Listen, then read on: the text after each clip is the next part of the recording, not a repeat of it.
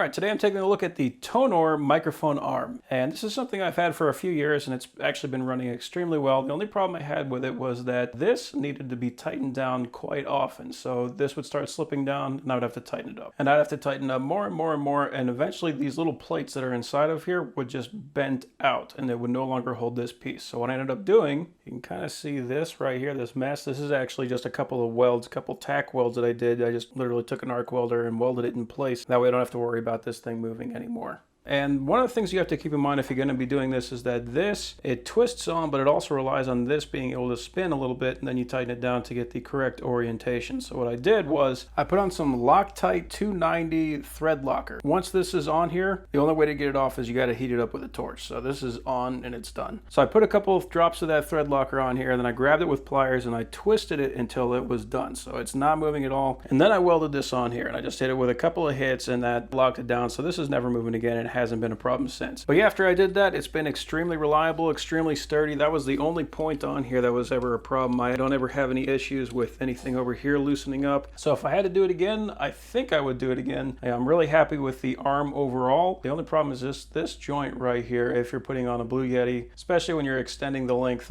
with a shock mount like this. But with that mod, I don't expect to have to replace this thing at any point in the near future.